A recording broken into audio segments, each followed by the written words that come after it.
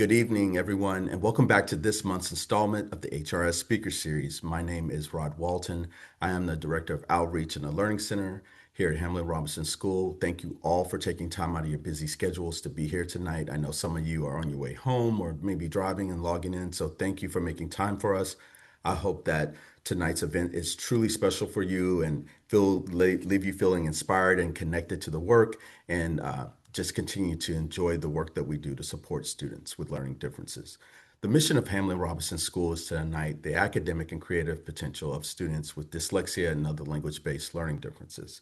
The HRS Learning Center is the community outreach arm of our school. We are a regional resource hub that offers services such as tutoring, screenings, professional development workshops for educators and parents, and events like the speaker series. If you have questions during the presentation, please send those through the Q&A option at the bottom of your screen, and we'll make sure to get those over to our guest speakers after the main presentation. If you're a Washington State educator and you attend this full live event, you are eligible to register for clock hours. Please visit the Speaker Series page on our website for more information.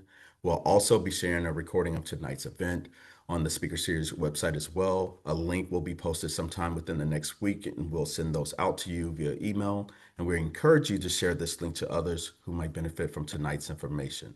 Also, when you visit that page, you can access recordings from our past events over the last 3 years, and they're all free of charge and downloadable. Now on to our event. I am honored to introduce our keynote speakers for the evening, Alexandria Chalonec and Sean Cioffi of the Writing Revolution. Alexandria Chalonec is an accomplished educator and nonprofit leader with 2 decades of experience advancing instructional practice and educational equity. As Director of Impact at the Writing Revolution, she leads efforts to bring measurable outcomes to life and drive systemic on-the-ground change. Previously, she's guided large-scale implementations of the Hochman Method, partnering with schools, districts, and state education agencies, initiatives that have built leadership capacity and improved teaching and learning, resulting in student outcomes that consistently outperform state averages. A former classroom teacher of 10 years, Alexandria holds a master's degree in special education from the City College of New York and a bachelor's degree in psychology from the University of Pennsylvania.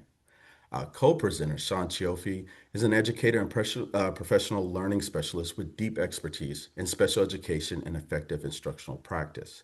At the Writing Revolution, he teaches courses, trains educators across the org's partner school network, and co-develops programming, including content from the Writing Revolution's self-paced training modules.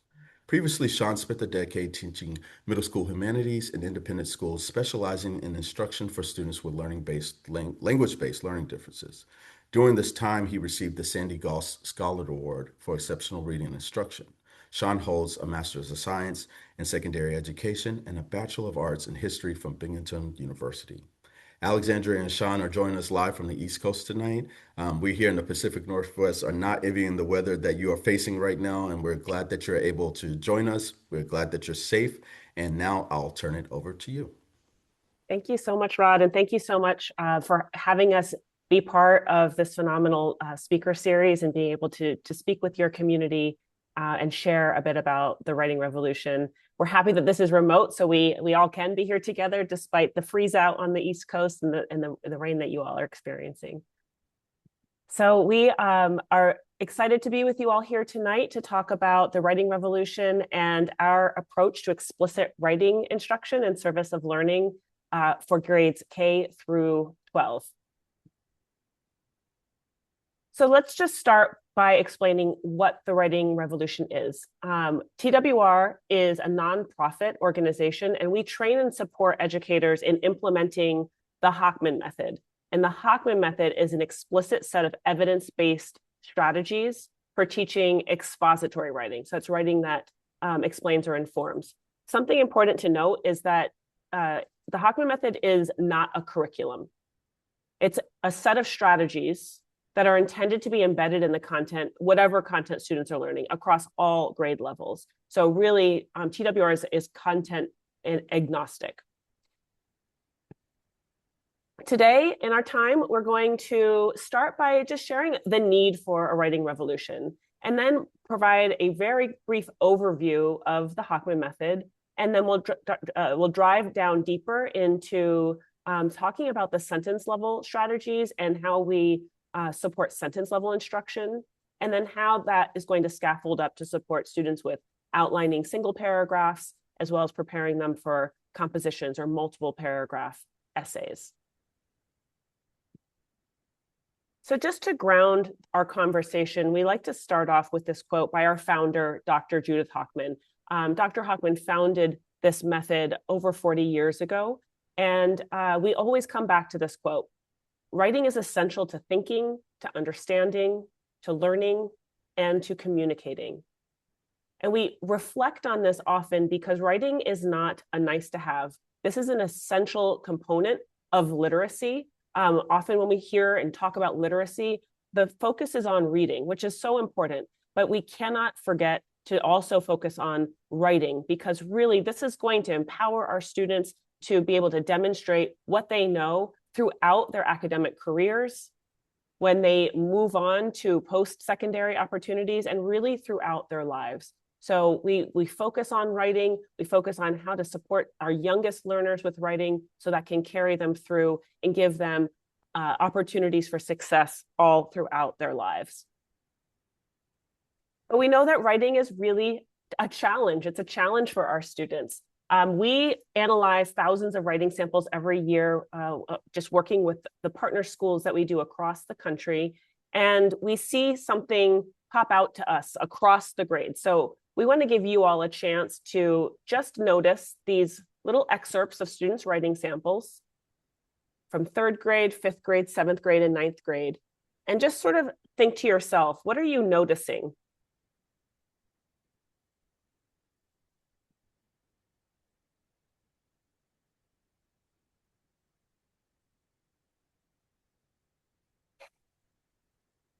And you can pop your responses in the chat, and Sean and I will be able to see what you are noticing as you read across the grades, each of those writing samples. You can use your Q&A bar to put in your responses. Thank you.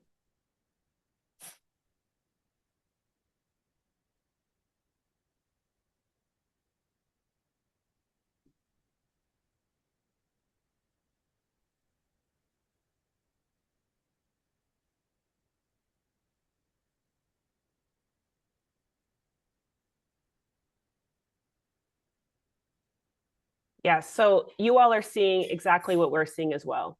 This is very conversational. Someone says the writing sounds more and more like they're speaking. And even as they get older, that those habits are being cemented.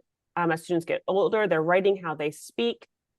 This is the writing that we almost would expect to hear this as if we were having a conversation. But when we are asking our students to present their understanding or their opinions in writing, we really are not looking for these kinds of sentence constructions.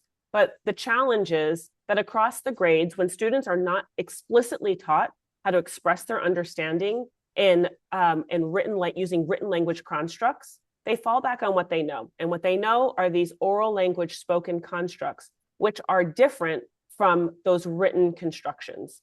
And so we need to explicitly teach students how to express themselves, because the conventions in oral language are not the same as the conventions in written language. So these are some trends that we really see around the country. And we know that writing is very challenging.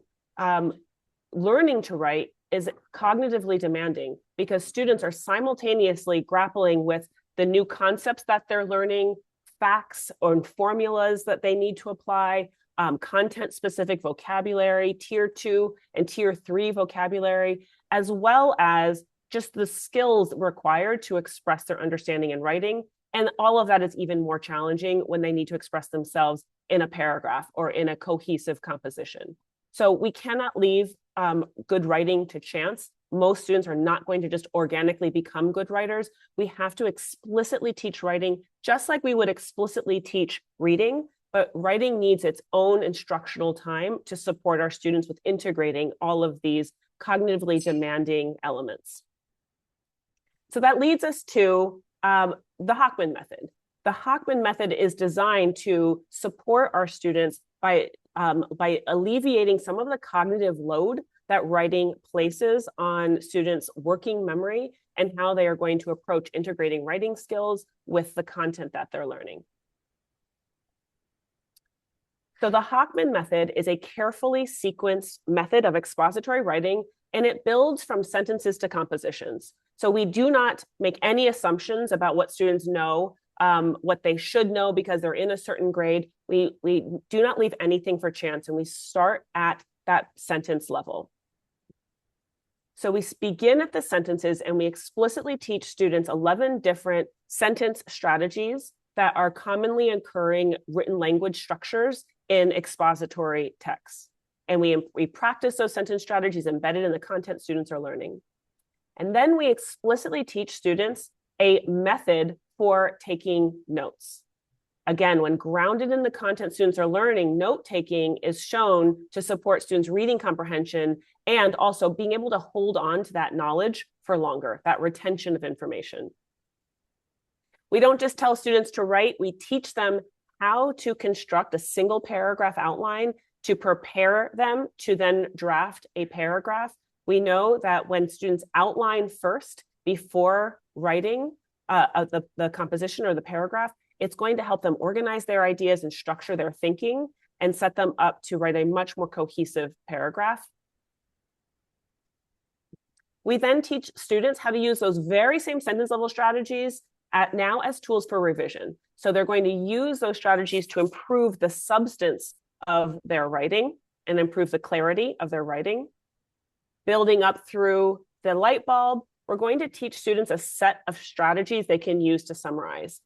Summarizing has been shown to really support reading comprehension. When students have to think about the main idea of what they're reading, how to organize that into a sentence or a paragraph to summarize those main ideas, it helps deepen students' comprehension of what they're reading.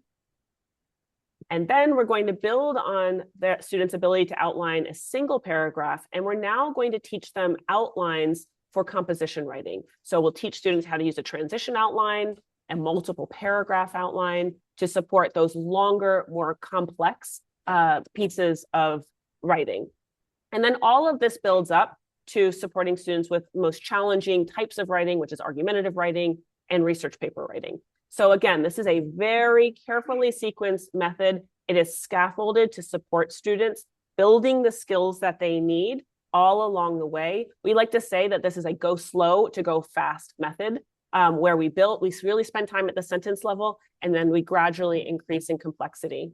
But we're never waiting for mastery, right? We're exposing students, we're giving them opportunities to practice, and then we're moving on because we know we're always going to be coming back to reinforce skills. And in this way, this method it's sequential in its layout, but we're always circling back and exposing and giving students opportunities for deliberate practice. Now, in this method, we do place an emphasis on oral language skills because we know that oral language really primes the pump for reading comprehension and writing. And in fact, oral language skills and developing in this area is a stronger prediction for later reading comprehension skills than early decoding skills. So we're really going to reinforce giving students opportunities to practice the strategies orally. And in fact, at the K2 level, and even sometimes at the K3 level, these strategies are going to mostly be practiced orally, where the teacher is going to be recording the information on the board or on an easel, and they're going to be eliciting the information from students, because our youngest students really have not yet demonstrated the proficiency around writing and handwriting to be able to really effectively express what they understand, the complexity of what they understand in written language. So if we extract what they know orally, we'll really get an opportunity to push their thinking, to assess their understanding, to support vocabulary development, and reinforce the written language structures through their oral language. And then later, as their writing advances, as their handwriting advances, they'll be able to take on more of that writing task independently. So that's certainly true for our K2 learners, but we always encourage oral language practice, even as students move through the grades, even up through high school, giving students an opportunity to reinforce the writing with oral language as well.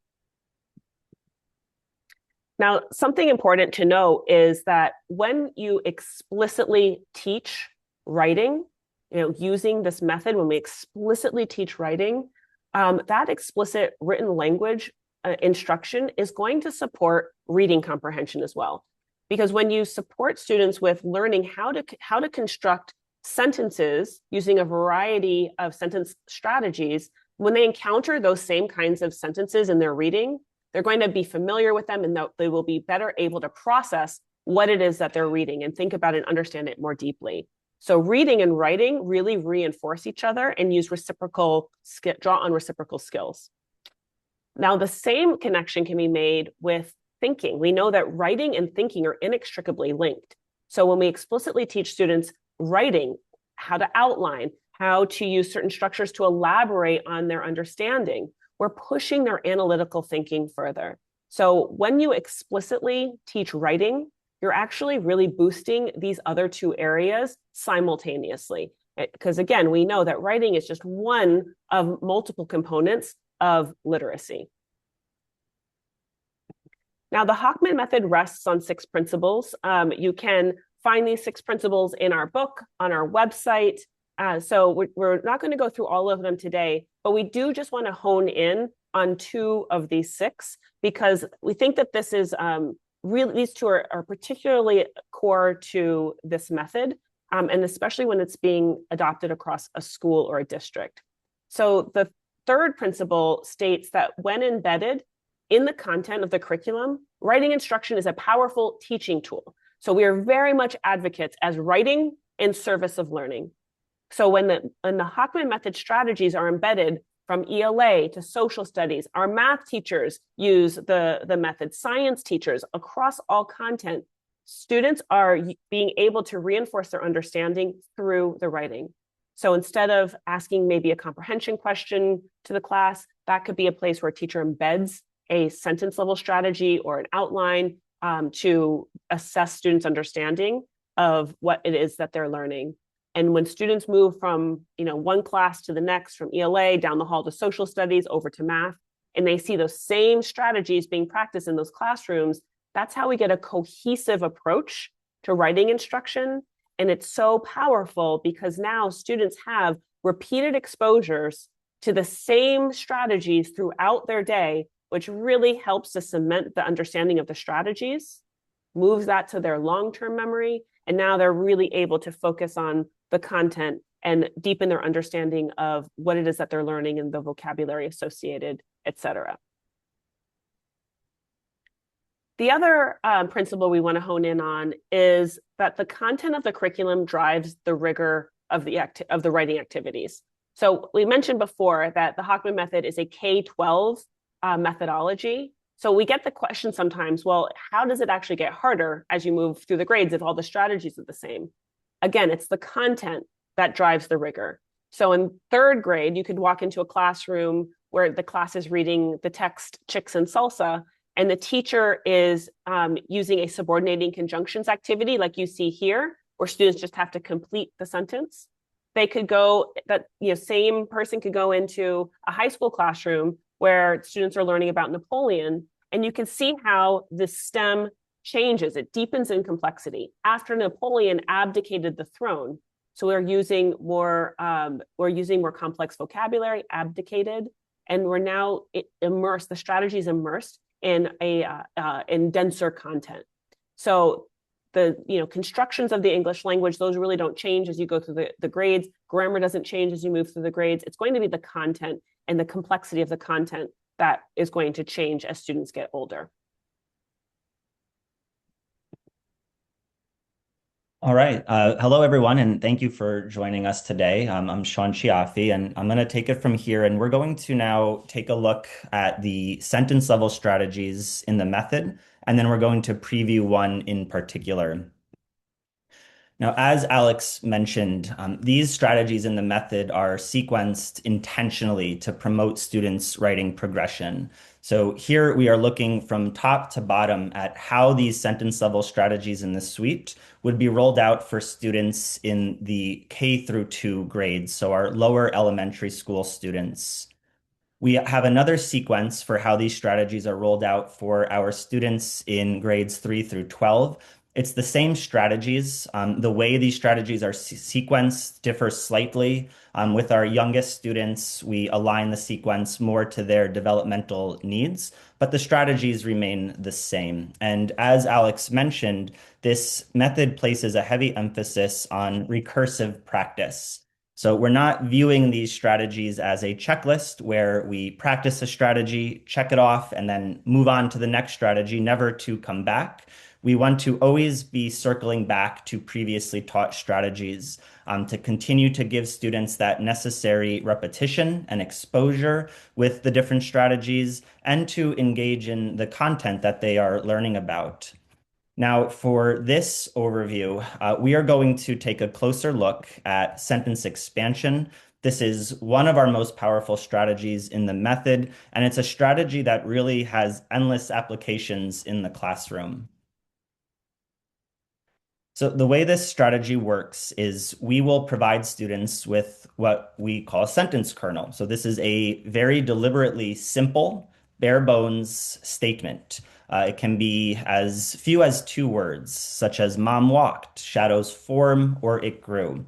And what we're going to do is have the students answer relevant question words relating to those sentences in order to expand or add information to them.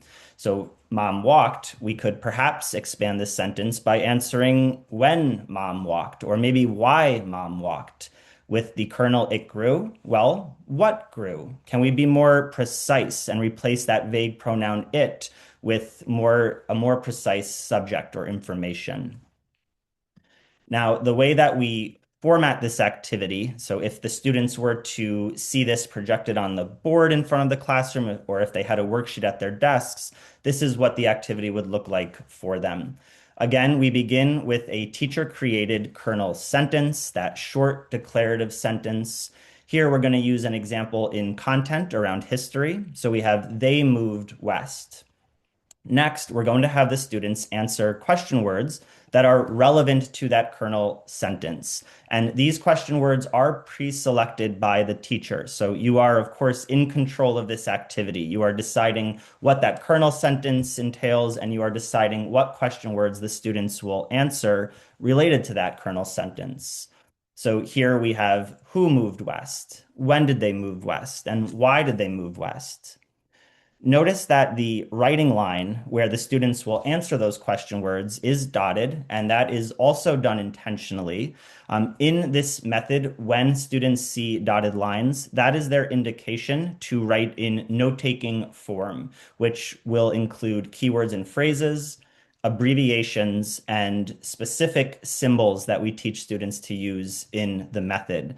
So this is a great strategy where students can practice some of those note-taking skills that they will also be practicing in other moments.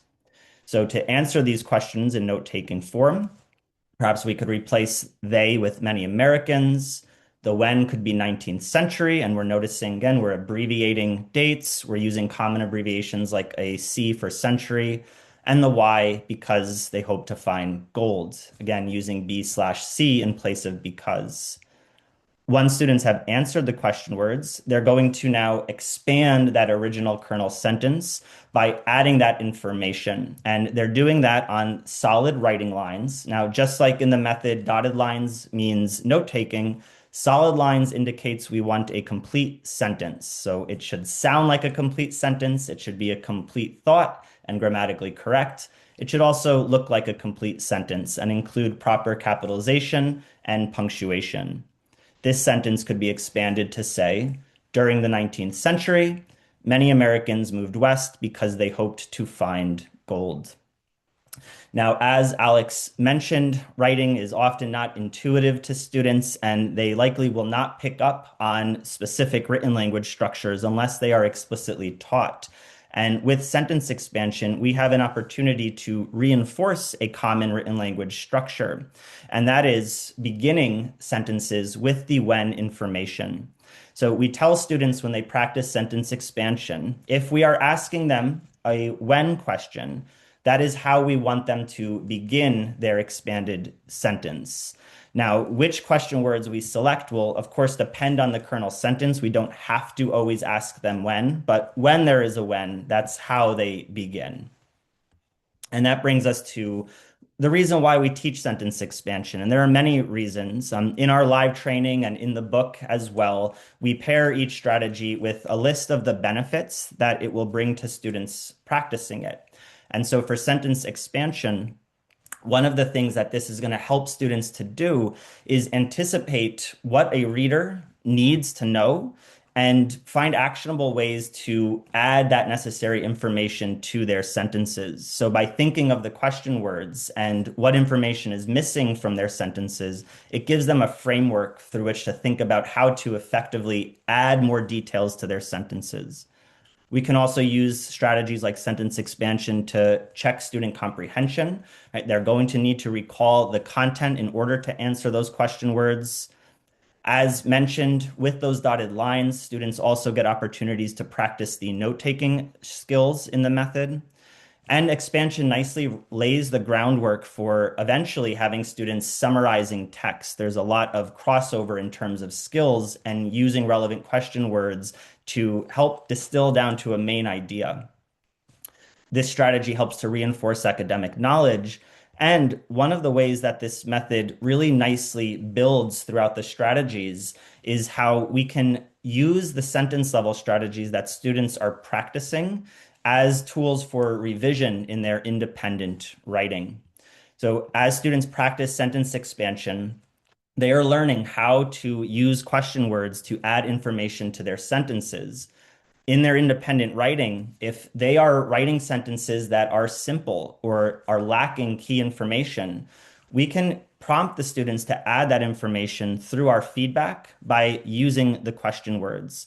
So here we have an example of a student's paragraph about Mansa Musa. And in that second sentence, we see the student write, "He converted to Islam."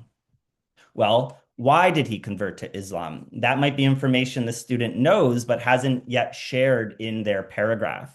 And so here we can prompt them just very simply with that question word, why? And since students have practiced this process of expanding sentences by answering question words, they'll read that question word and they'll be able to apply that feedback to their writing. So it creates revision opportunities that are actionable for the students, and they have opportunities to implement that feedback that you're providing. And while we don't have time to cover all of the sentence level strategies in this overview, we also see examples of how other strategies in the method can also be used for revision, such as adding appositives to sentences, combining simple sentences to form longer, more complex ones, or adding different types of transitions to connect the ideas in their writing. And where this eventually goes through practice and repetition is we start to see these sentence level strategies and the structures they are teaching students bubble up to the surface of their independent writing. So here we have a fifth grade student writing about the lion, the witch, and the wardrobe. And we see them starting with that when information at first. Edmund trusted the White Witch, and now we're answering why he trusted her. Because she gave him Turkish delight and promised to make him king if he turned in his sibling to her. So by recognizing an opportunity to answer that why and beginning that explanation with because, it gave the student an opportunity to provide a lot of additional information that perhaps they would not have otherwise have provided in the paragraph. As I mentioned, sentence expansion is a strategy with tons of application in the classroom. So we're going to just quickly glance at some different examples of the strategy across content areas. So in an ELA class, as we're reading a book, sentence expansion can be used to quickly just get a pulse on the room, see if students are comprehending what they are reading. Perhaps we're coming back together as a class, and instead of asking them a comprehension question or just having a conversation about the story, we can have that conversation through an expansion activity. They go on a quest. So students in our reading today, who is it that goes on a quest and when do they go on a quest and why? And let's put all that information together and create a nice informative summary of what we've read. We can do the same thing around a historical event in a history class. In math, teachers love using sentence expansion as a way to provide students with language to make error analyses. Often after completing a math problem, once they've included their computations, students are asked to justify a response, or other times they're asked to explain why a certain mathematical response is incorrect. Sometimes they're doing this on worksheets with no writing lines, and they're just squeezing those answers in underneath the computations that they've solved. Here, with expansion, we're giving students a structured way to form these succinct yet effective sentences that can explain error analysis in math. And in our STEM training, we show numerous examples of how expansion and other strategies can help students to do this. And then we see an example in science as well. Now, as Alex mentioned, we also put an emphasis on oral language instruction. And here's an example of what that can look like in a lower elementary class where we have more emergent writers who maybe are not yet ready to write out expanded sentences by hand. Visuals are a great pairing with this activity. It can help the students to not have to think so deeply about content or refer back to text, but they can use an intricate image and pull information from that and then focus more on the process of completing the strategy. So here we have the kernel sentence, the bat naps, and we could pair it with an image like we see here. So when does the bat nap? Well, we see in the image some rays of sunlight shooting in, so perhaps during the day. And where is the bat taking this nap? In the tree. The teacher is eliciting these responses from students and then modeling on the board how to capture those ideas in keywords on the dotted lines. And then as a class, we can expand that sentence together, maybe chorally read it, have a student read it. And they also get to see and hear the difference between that original kernel sentence, the bat naps, and then how by just answering a few question words, they're able to add a lot of information and really enhance the sentence to during the day, the bat naps in the tree. When we're thinking of opportunities to fold these strategies into our lessons, and a good place to start is just to consider, when am I assessing student comprehension? So perhaps taking a few of those pre-planned comprehension questions and turning them into writing activities that will elicit the same content, but now also provide the added benefit of giving students practice with different sentence level structures. So here in this example, if students are reading the novel Wonder, we could ask why Summer sits with Augie and lunch on that first day, but we could also elicit that information through this kernel. Summer sits with Augie, and ask when and where and why. We're still eliciting the reason why Summer sat with Augie. We're also eliciting some additional information about the chapter that students likely wouldn't have needed to consider to answer that original question. And we're also reinforcing how to add information effectively to our sentences, and starting with the when, which is a common written language structure. So really speaking to the high leverage nature of these strategies. And of course, as students are working on sentence level activities, we are building and progressing towards extended writing at the single paragraph and multiple paragraph level. So we want to take a quick look at those outlines, starting with the single paragraph outline, or the SPO. So this is the planning tool that we recommend teachers have students fill out anytime that they go to write a paragraph. The outline is intentionally simple and linear in nature, and there are many reasons why we want students to practice using it. For one, it provides structure for what a paragraph should look like, because the outline mimics the structure of a paragraph. We start with a line where students write their topic sentence. We have dotted lines for students to provide supporting details.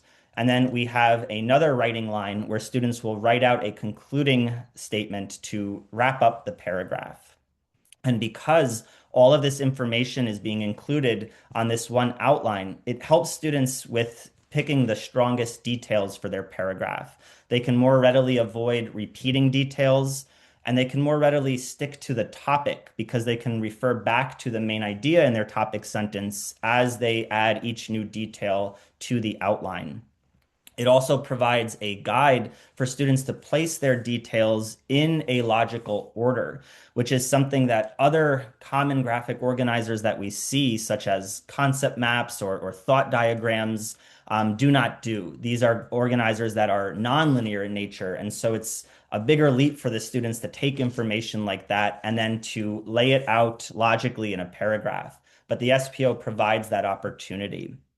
And when students learn how to use this outline to organize their thinking for any type of paragraph they need to write, it's going to greatly reduce that cognitive stress on the students when they do go to sit and actually draft the paragraph itself.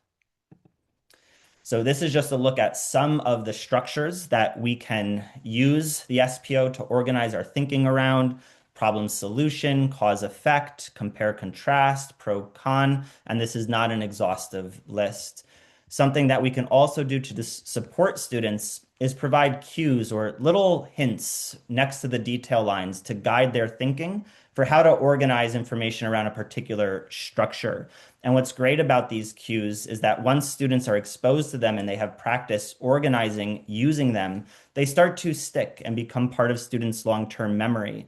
So if they are writing a paragraph where they are comparing and contrasting frogs and toads in science, later on in the year, they might be comparing two historical figures in a history class. And even though the content is completely different, that process for organizing how to compare those two individuals or events is similar. And they can draw on that past experience when they organize for that next paragraph.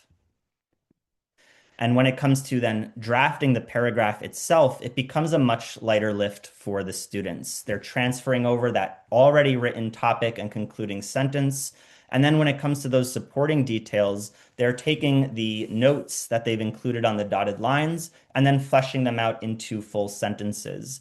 And because they've already done the think work for what they want to say and the order they want to say it in, it frees them up to think more deeply about how they want to say it. What writing strategies are they going to use to convert these notes? And they can think more deeply about the content itself.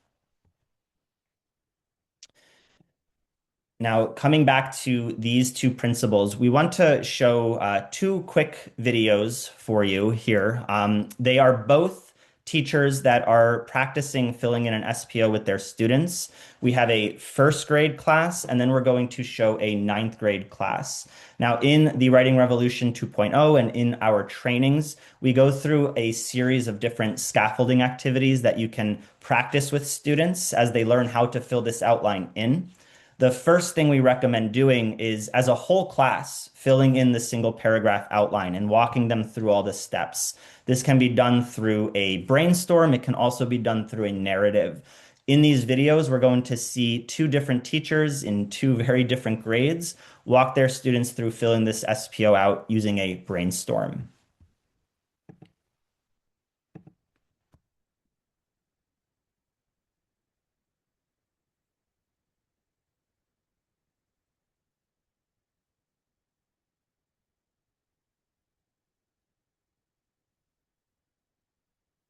So today, we're going to write on something that you all know about. We're going to write about our class pet. We're going to write about our class pet. So at the top of our brainstorm, we have to write class pet so that we know what we're writing about. Class pet. Because that's our topic. Now, when I'm brainstorming, I have to decide who am I brainstorming for? Who is going to be my audience? I want y'all to think about describing Rosie for your parents that have not seen Rosie. So we're going to describe her so that your parents will know what Rosie is, what she looks like, without even seeing her. So are we ready to brainstorm? Okay. Raise your think about another detail we should tell our parent about Rosie. Tyron? Furry. Furry. Excellent. Furry. Manye? She eats sunflower seeds. Think about where does Rosie live? Where does she live, Troy? At my house. Think about where does Rosie live in? Celia? In a cage. In a cage. In our classroom. In our classroom. That is a lot of brainstorming. But what is the next step of our writing? Next step, Caleb. SPO. Why should we do a single paragraph outline, an SPO? Why should we do that? Paris?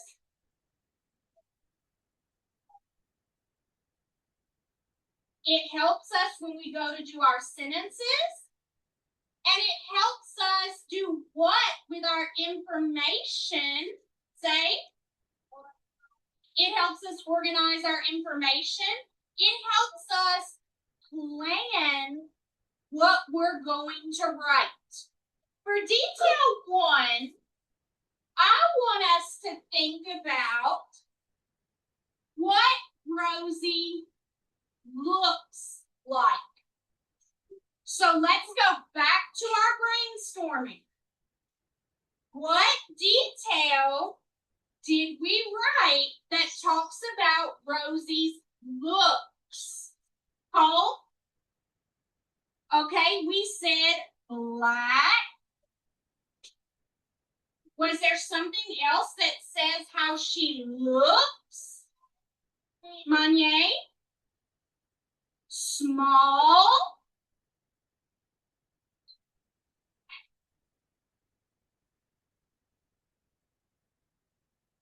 What else? Furry. What am I going to use to separate them? Does somebody remember, Paris? A comma. Black. Furry. Comma. And small.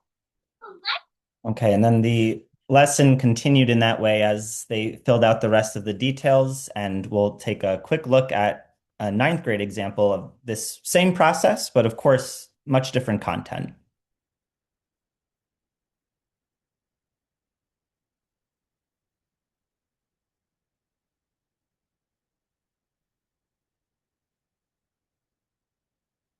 So what would be our background information about Galileo? Before we start to talk about his impact, we need to express to the reader who he was. So let's hear about that. Justin? Astronomer / Okay, so Justin said he's an astronomer and slash.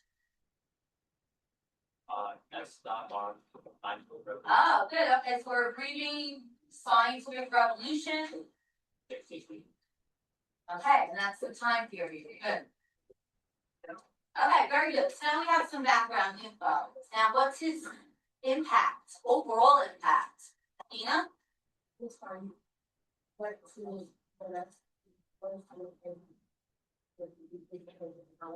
Okay, so how am I going to write that on? That is what happened. How am I going to write that on my quick outline? Okay, so his findings. Go ahead. What am I going to put for led to? Arrow.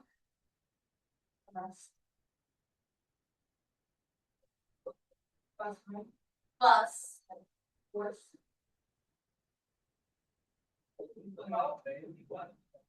Just in case anybody forgot, what does recant mean? Layla? To take back. So let's come up. Okay, and so we can envision, a group of students that as early as kindergarten and first grade, learning how to use the SPO to brainstorm and categorize details about a class pet like Rosie, and how over time, if they're seeing that same outline through grades 2, 3, through middle school and high school, how comfortable and familiar with this process they'll be, and it'll help them to access the content as it becomes more rigorous. So we see in the high school example, the students are using more sophisticated note taking, they're using more symbols, whereas in the first grade class, we're just focusing on key words and phrases. But a lot of these foundational skills will stick, and students can then build from there. So here we're just looking at how the SPO can be applied across grade levels for the students. Now, the ultimate goal is to get students, of course, eventually writing compositions and essays. And eventually, we want them to use what we call the multiple paragraph outline, or the MPO, in order to do that. Many of the prerequisite skills students will need to outline and draft compositions, they will acquire through practicing the single paragraph outline. And some students may be ready at a point to jump right from the single paragraph outline to the multiple paragraph outline. However, we also have two intermediate composition outlines in the method, which we call the pre-transition outline and the transition outline. And these two outlines serve essentially as a bridge between the SPO and the MPO. So in our live training, in our Writing Revolution 2.0 book, we go into more detail about what skills all of these outlines require, and which outline would be best for your students to use will depend on their level of readiness. But again, the ultimate goal is the MPO. And just to take a look at how the MPO differs from that single paragraph outline, here we have two examples, both filled in around Jackie Robinson, the single paragraph outline as we've gone over, and now with the multiple paragraph outline. Of course, there's going to be the added rigor of multiple body paragraphs. Students are no longer transferring over a topic sentence from their outline into a draft. Instead, they're capturing the main idea of each body paragraph. And that arrow down to the TS is just a reminder that they need to write a topic sentence when they draft. And with essays or longer essays comes the added skills of writing introductions and conclusions. And in the method, we teach students structures that they can use repeatedly to write effective introductions and conclusions. And what we're seeing on this outline is the students putting a reminder using the letters GST of what that structure entails. Just like the cues on the single paragraph outline can be used to guide students' thinking and to teach them how to organize for different structures, we can similarly provide students with different structures for what the main ideas of their body paragraphs in an essay will be, depending on the type of essay that they are writing. And like the SPO cues, these main idea boxes can also stick. Students will internalize them and begin to start applying them to other content using similar structures. Here we have an example of a biographical structure that students could use to organize information for an essay. And this would be a 3-body paragraph essay, early life accomplishments and legacy.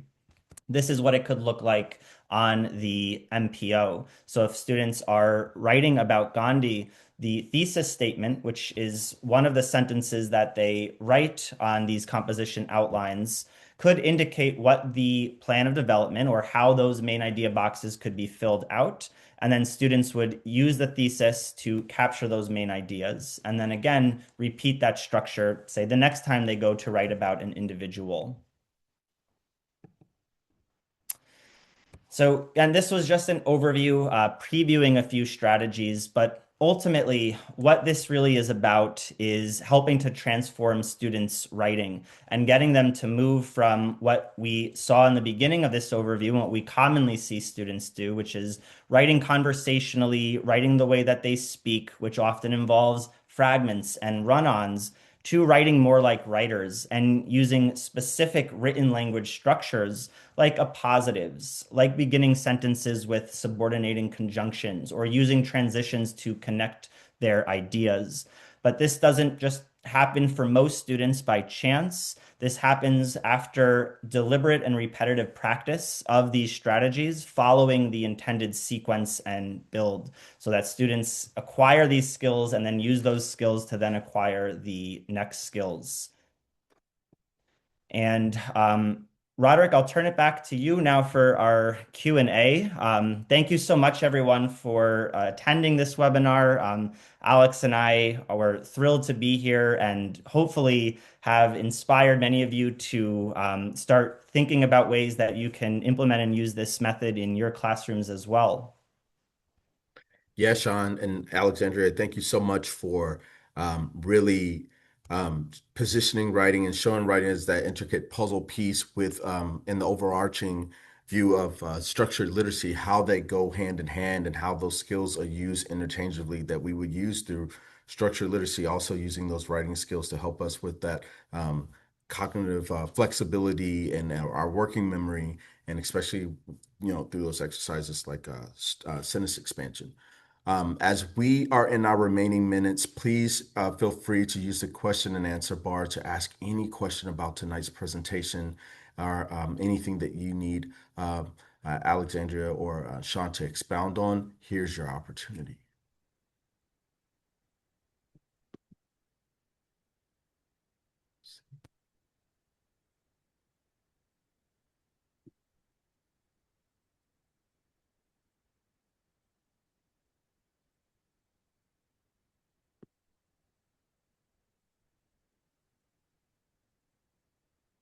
One has a question? That's interesting.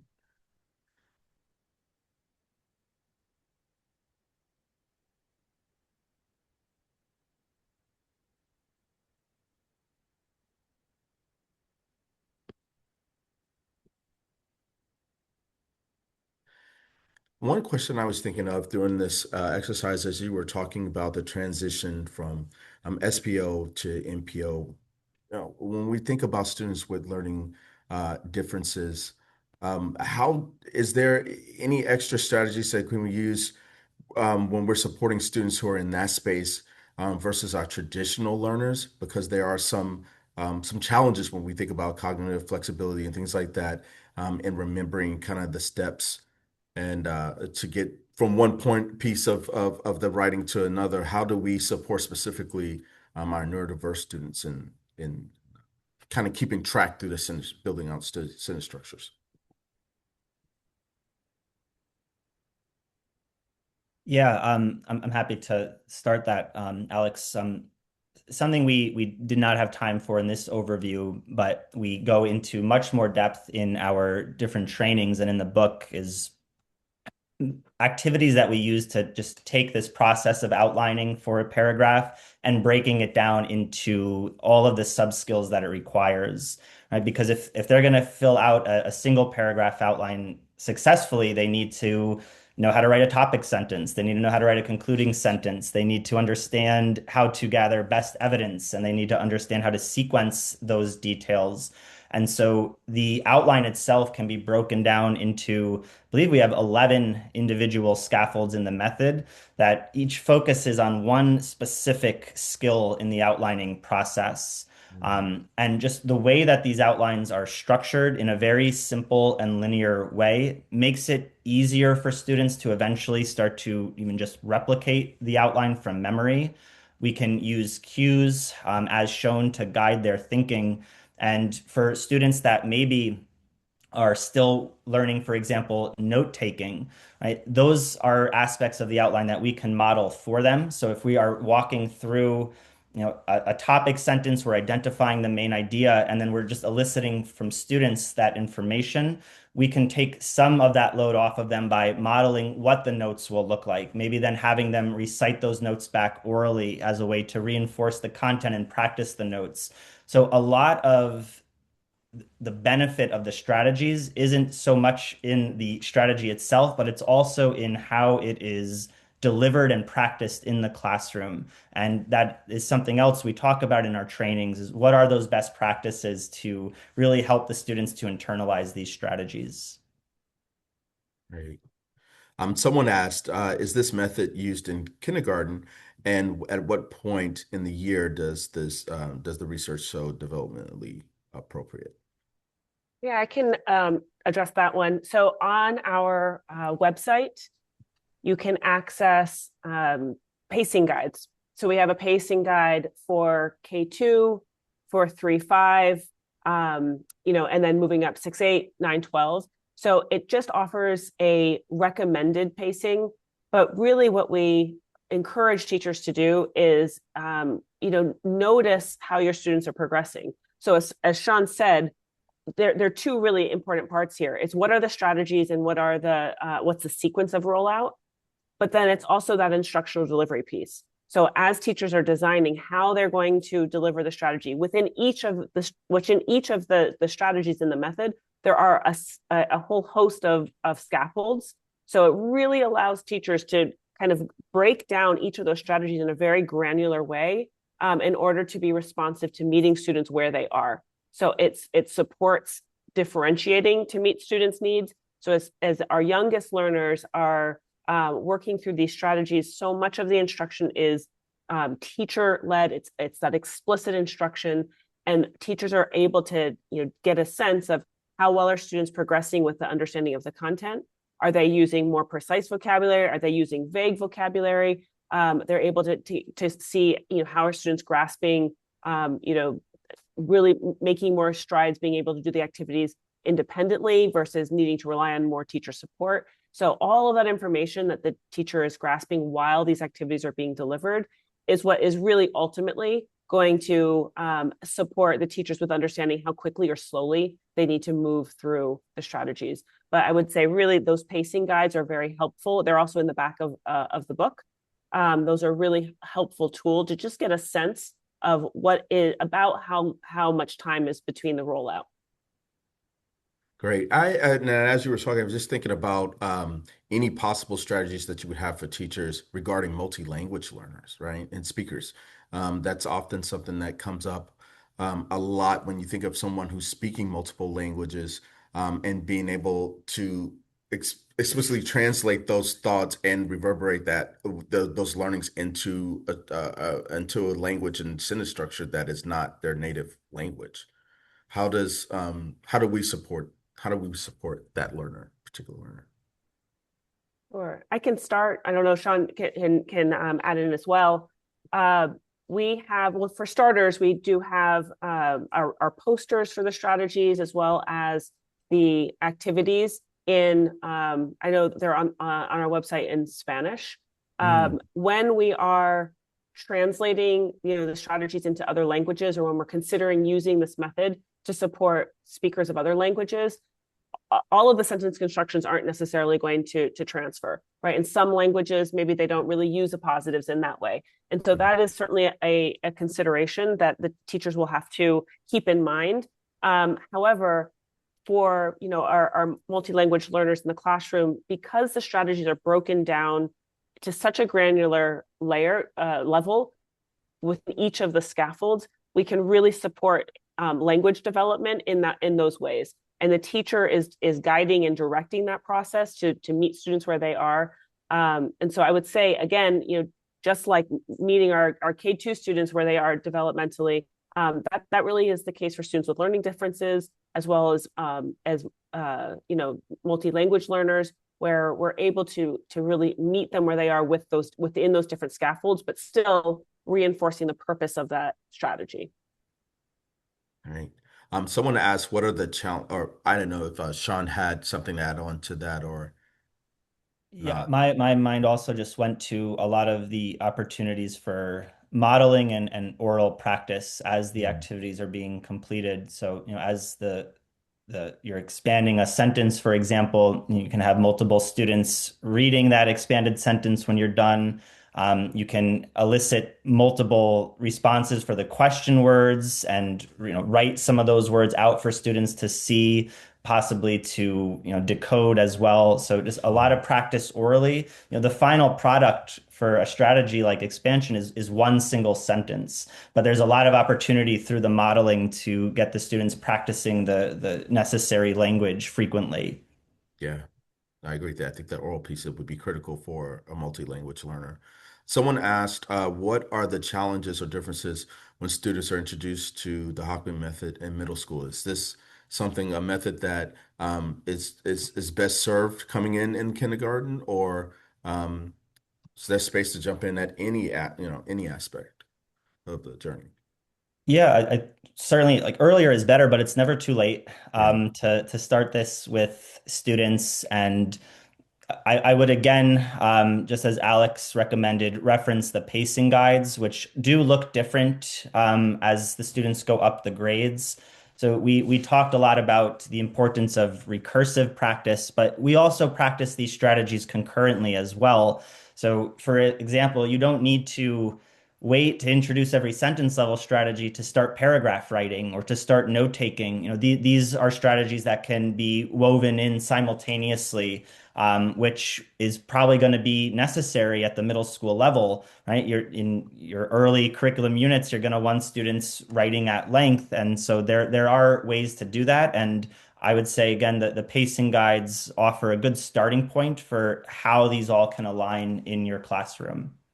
And I might just add to that as well that it's also about where these strategies are embedded in a lesson. So, for instance, in middle school or in high school, sometimes the challenge is with teachers and at the high school level in particular, when they have so much content to really get through, sometimes it can feel overwhelming starting at the sentence level. But if by embedding these strategies in a do now or an exit ticket, or instead of posing a quick check for understanding kind of question, you slide in a TWR strategy, it gives students that practice, and it doesn't have to take over the whole lesson. It can be, 3 minutes, 5 minutes, something like that, but they're getting that practice.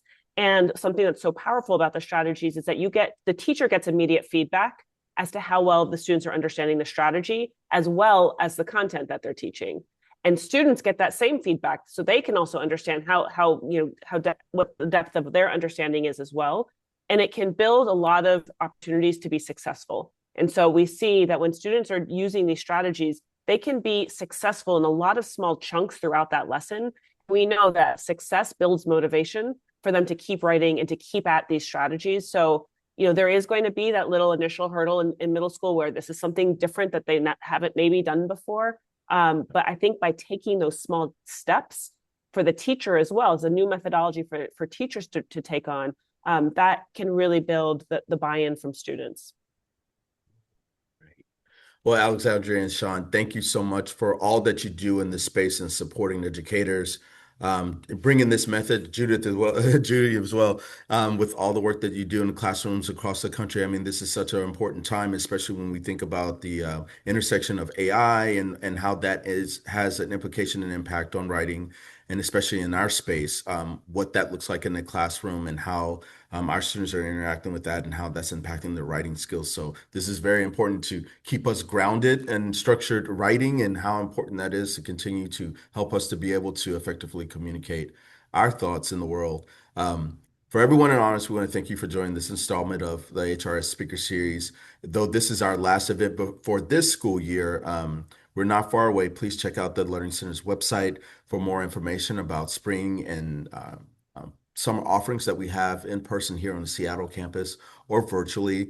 Just check out our homepage for that information. Next week, we will send you an email with information containing this week's recording. If you have any additional questions, please reach out to outreach@hamlinrobinson.org. Once again, that's outreach@hamlinrobinson.org with any additional questions that you have for the Writing Revolutions team. I'll make sure to get those over to you.